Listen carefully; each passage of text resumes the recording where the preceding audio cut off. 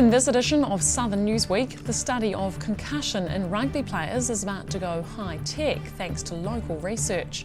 Construction is officially underway at the new School of Dentistry as the first sod is turned, and supporters of the University of Otago's Humanities Division gather to protest proposed job cuts.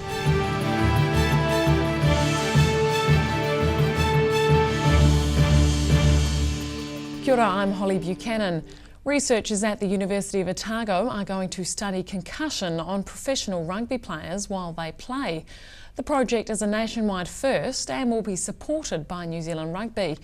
It'll see the Otago team fitted with monitoring equipment that'll measure the stresses Education that Union cause Sandra concussion. Gray says opposition University is of widespread Otago researcher throughout the Dr. Danielle university. Salmon has attached a monitor to this Otago player in a demonstration of how he and his teammates will wear these sensors when they play during the Mitre 10 Cup this season. It's a work in process as we've just kind of been given approval, so we've just trying to work out how best to attach these. But we've got these adhesive pads, so it's kind of like a sticker, a double-sided sticker that we attach the sensor to and then cover it in kind of a fix mold. Dr. Salmon's willing model for today is Fasu Fuatai, who's keen to help with the study, especially if it helps prevent injuries.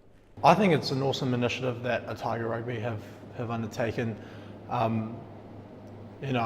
think we're quite lucky to know that there are procedures in place that if we do get injured or if we get concussed or if we have a neck injury, that there are certain steps that we can take and look back on information to know how to prevent that next time or fix it. So I think we're quite lucky as players and upcoming players that will come through this team to know that there are things like this in place. Fuatai says he's worn the sensor in a pre-season match and it stayed on to collect data during the game. Dr. Salmon outlines what the South Island Brain Research Group at the University of Otago and New Zealand Rugby hope to achieve with this study. What we're kind of primarily interested in is to see how a player's neck strength correlates to the impacts that they'll have over a season. So, if player A has a very strong neck or, the muscles in the back of the neck are stronger than the muscles in the front of the neck. The study will also measure the neurocognitive function of players before and after the season. Daryl Baser, 39, Dunedin News. Dunedin's Methodist Mission has won a contract to provide materials which help to explain the Privacy Act and how it interacts with other laws. The Office of the Privacy Commissioner ran a nationwide search for the ideal agency to complete the work, and it says it provides some solid tools for future learning. Man on a privacy mission. Operations Director at the Methodist Mission, John Crawford-Smith, says they spent the better part of 7 months studying how government departments and non-government organisations, or NGOs, use the Privacy Act. He says there were a few surprises. What we found was there was a bit of a disconnect where some of the organisations were saying, yes, we're doing this well, and some of the practitioners, the people that are working with clients, were saying, well, I don't really feel that I've had the right amount of training, or I haven't had training, or there are cases where I don't know what to do. Crawford-Smith says one of the more interesting things they learnt was how the Privacy Act and tangata whenua work together. A lot of people that work with Māori, the Privacy Act creates a real lot of issues for them because in Māoridom, information it's not individual. So what they're having to struggle with is the legislation says that it is with a person, whereas they're working and interacting with whānau. So how do they manage that? How do they stick within the requirements of the law? And that's something that was maybe not as well known, but has certainly come up as quite an issue for specifically agencies that are working with Māori. He says, as with many pieces of legislation, the Privacy Act isn't written in plain language, which is something the Methodist Mission has worked to fix. One of the things that we were required to do and came out of it was we had to develop some resources, and our focus on that was stuff that people can use that's practical, that's down to earth, is in a simple language, because that seems to be one of the challenges that people find is they find it quite hard, understanding it, and it just gets too hard. So what we did was we developed some posters. We've also we've got the report and its findings, but also we've developed some short video clips which we've uploaded onto YouTube. He says resources like these YouTube videos are available on the Methodist Mission's website. Daryl Baser, 39 Dunedin News. The first sod has been turned at the new School of Dentistry. The University of Otago's Chancellor, along with the head of the dental school, were on hand for the occasion. The event marks the beginning of the construction phase of the new multi-million-dollar facility. Construction time again. The old buildings have been demolished and the ground is being prepared for the new multi-million-dollar School of Dentistry building. University of Otago Chancellor John Ward turns the first sod, breaking the ground for the beginning of the construction phase. The Dean of the Dental School, Professor Paul Bunton, says the building will be completed by the end of 2019 and will lift the facility's reputation even higher. We're a top 20 dental school already. We have ambitions to be a top 10 dental school by 2025. So the facilities that we have will be leading edge, they have to be. So our students will benefit from the most up-to-date and modern dental education, and it will all be informed by world-leading research. Professor Bunton says it will dramatically increase the number of students the dental school can cater for. Well, we plan to grow our international student base. We're already very appealing to overseas students because of our ranking. So we've never had capacity to take additional international students, so this facility will give us that capacity. He estimates the number of people electing to come and study dentistry at Otago will increase as the construction nears completion. Professor Bunton says when completed, Otago's dental school will be the most modern in the world. The project is due to be completed before 2020. Daryl Baser, 39 Dunedin News. A local cycle safety group says it's excited about a project that aims to address its concerns. Spokes Dunedin says improving the risks and challenges faced by road users around the city is one of its major goals, and plans to protect all motorists on two wheels or four is welcomed by the group. John Deans of Spokes Dunedin is concerned for fellow road users' safety, especially on roads such as this. There's been 7 cycle deaths across the country this year, but plans to construct protected lanes on the one-way system here in Dunedin is one that's welcomed by the group.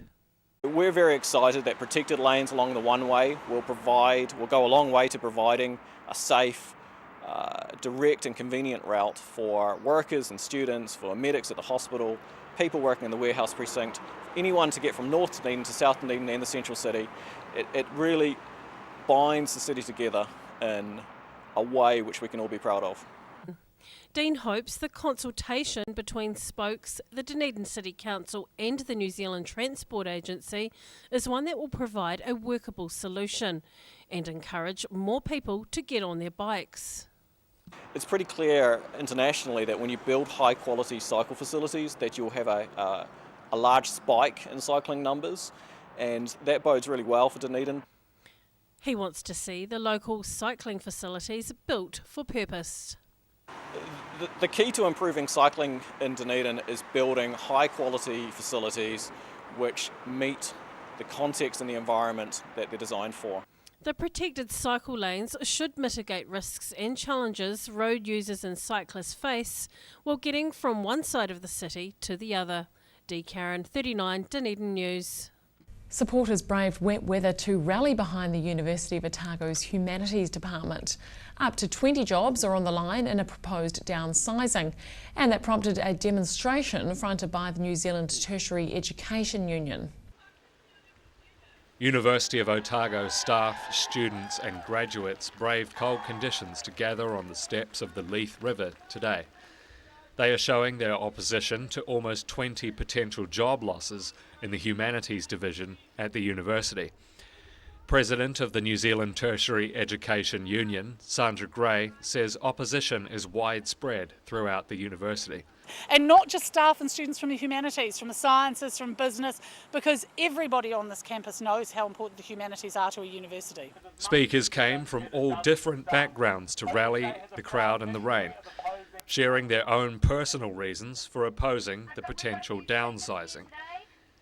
Gray says a strong humanities department creates students who think about the world around them and are able to make a difference. Well, the crucial thing about the humanities is that they teach students to think about the world they live in, to engage with the world they live in, and deal with some of the big problems of the world we live in. So, you know, that is really, really crucial. We have a society that needs people who can go out there, think about issues.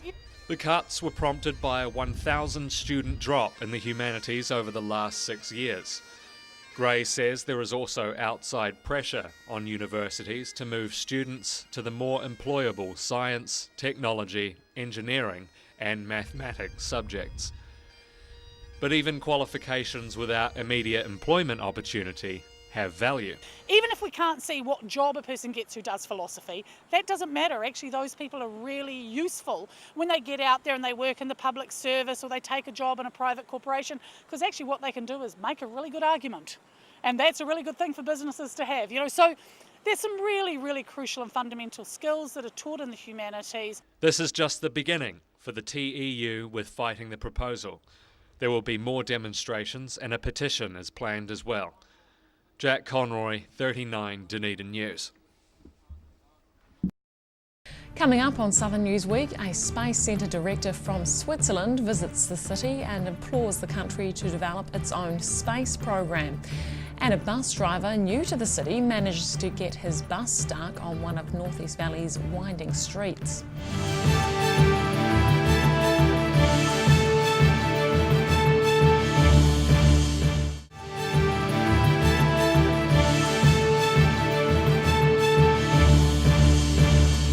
Welcome back. The director of the Swiss Space Centre has flown into Dunedin on a whirlwind tour of New Zealand. Professor Volker Gass is sharing his country's experience in the space race, and local stargazers hung on his every word as he talked about the Swiss space industry. An uplifting career, literally. Professor Volker Gass spoke to a group of space enthusiasts of all ages from many walks of life. It's been said that space is the final frontier. However, the director of the Swiss Space Institute believes the more we reach out to space, the more we can appreciate our own planet. The universe is around us, so it would be difficult to say that we don't need space. And if we look at the direct benefits that we have from looking afar, it's maybe taking a further route to analyze how the planet's doing already, how the people are doing on the planet, how the ecology is doing. That's the one thing.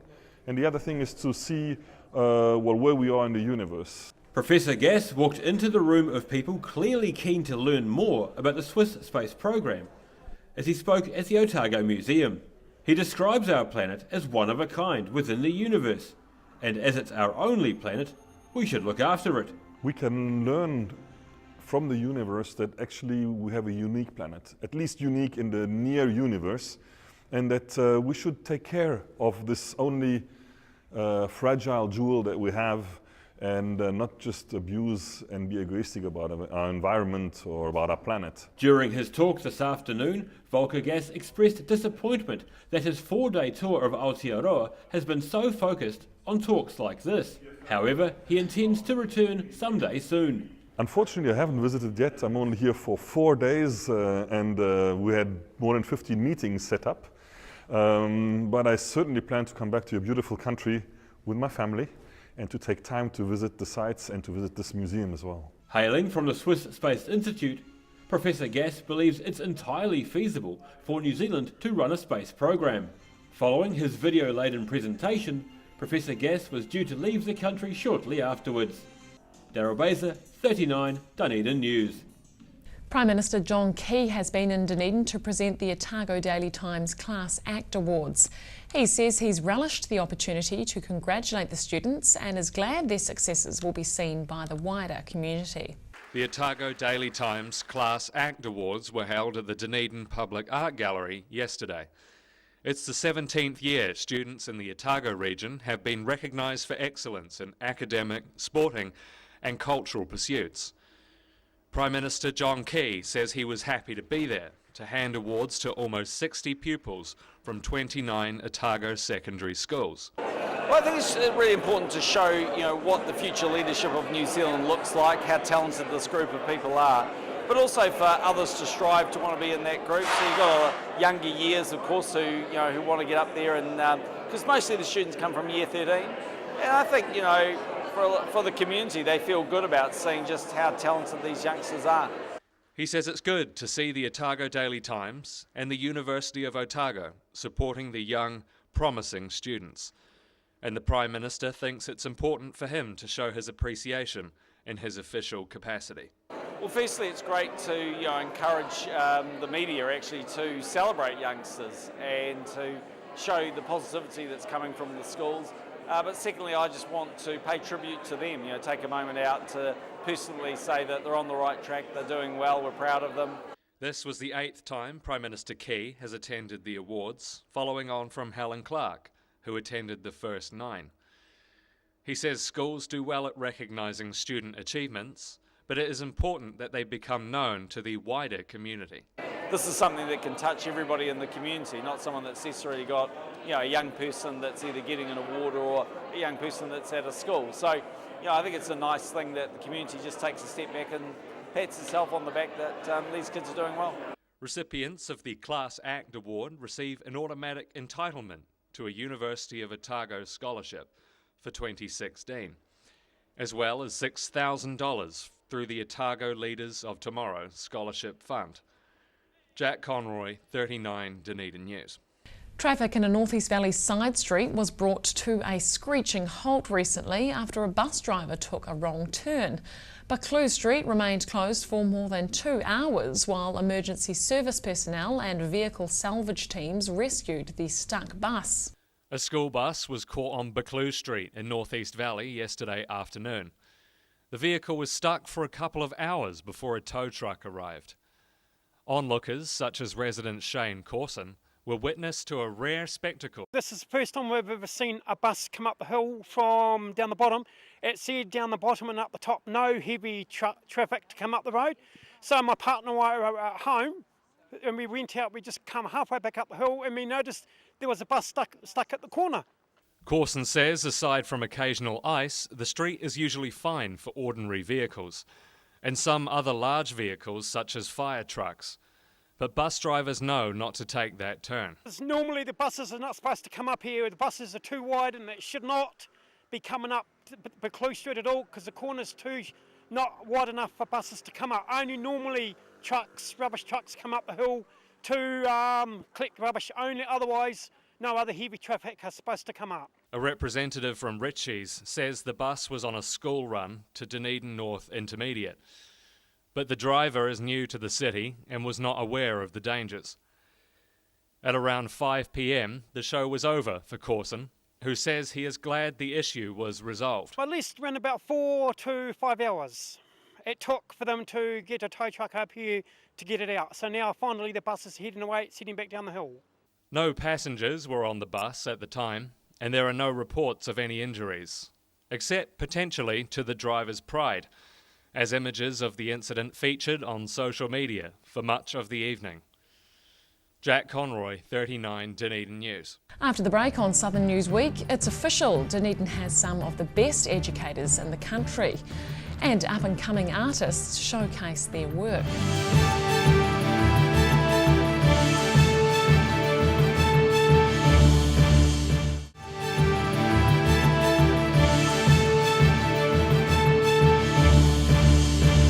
Welcome back. Otago educators fared well in the 2016 Tertiary Teaching Excellence Awards. 3 staff from Otago Polytechnic and 4 from the University of Otago received 7 out of a total of 12 awards. And Otago Polytechnic's Director of Quality is well chuffed. Celebrating excellence in education. 3 members of the Otago Polytechnic staff received awards from Tertiary Education Minister Stephen Joyce in Wellington last night. Otago Polytechnic Director of Quality, Sue Thompson, says it reflects a focus on teaching.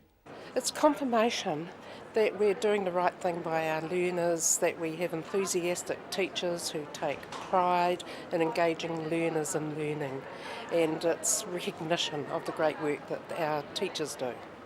Thompson says the Polytech staff who received the awards are from a broad range of teaching disciplines.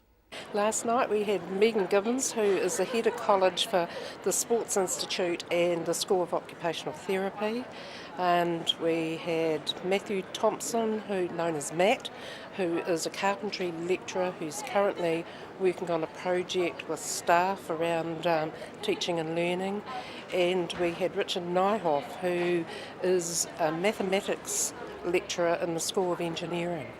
She says last night's event was a grand affair and was held in one of the most prestigious rooms in the country.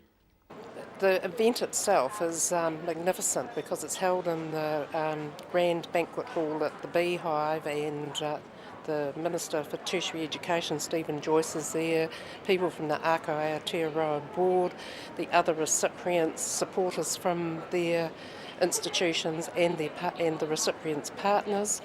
And so it's a lovely dinner, and Jackie Clark was the MC, so as you can imagine it was quite entertaining. Sue Thompson was quick to share the glory with the University of Otago, as their staff received 4 awards, including the Prime Minister's Award, which went to legal academic Jacinta Ruru. Daryl Baser, 39, Dunedin News. Just one Dunedin cafe has been nominated for excellence in this year's Hospitality New Zealand Awards. The cafe, bar and music venue has been around for less than 2 years, but has already gained a solid reputation.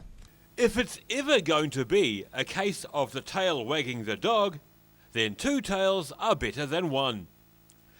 Dunedin's Dog with 2 Tails Cafe has been open around 18 months, according to proprietor Chris Wilson.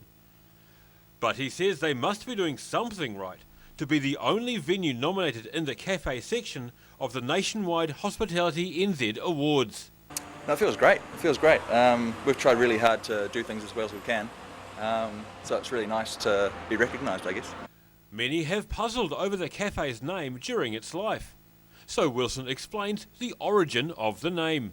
Dog with 2 tails. I used to live in Chile, and they have a saying, más feliz que un perro con 2 colas, which means happier than a dog with 2 tails. I just always really like the name, the imagery that brings up. He says a team of judges will visit the venue over the next 30 days, and they'll be looking closely at the cafe as a whole package. Yeah, I think there's such a community that's sort of grown up around the cafe because we have so much music and artistic endeavours as well, as in food and coffee, and so I think there's a real Dunedin feel about it. People get behind it, and yeah, it seems to have gone very well. Wilson says no one knows when the judges will arrive and who they'll be. However, a Dunedin cafe may be the best cafe in Aotearoa in just over a month. Daryl Baser, 39, Dunedin News. And finally, a week-long art showcase at the University of Otago campus has recently come to a close. Attendance has been up this year, which organises credit to a greater interactive element, drawing people in.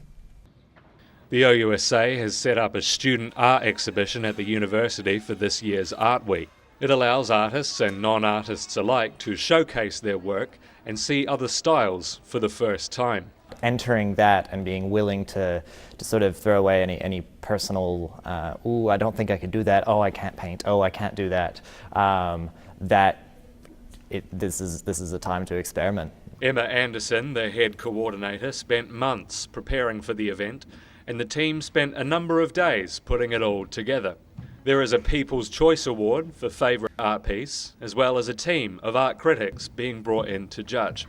The Art Week has been around for many years, but this year has proved more popular than others. It keeps growing every year. This year we have, just in terms of this gallery alone, the student art exhibition, we had 109 artists up from last year's 92, and a total of 309 artworks on display, and most of them for sale as well. There are more opportunities this year for viewers to take part in the artwork. There is the Scarfy Wall by artist Johnny Waters, on which passers-by can make their mark, and a virtual reality headset, giving an immersive experience in a whole new medium. Jerome Cousins says the interactive element is behind the growth of the event. There's been a lot of engagement that's been very popular this year. It's not as much in the past where you just go in and look at stuff. You actually have the chance to pick stuff up and engage. The Art Week runs until tomorrow, and an awards ceremony will be held tomorrow night. Jack Conroy, 39 Dunedin News. And that's all for this edition of Southern Newsweek. Be sure to check us out on Facebook, YouTube and Twitter, or you can keep up with Dunedin News via our website, dunedintv.co.nz. I'm Holly Buchanan, thanks for watching.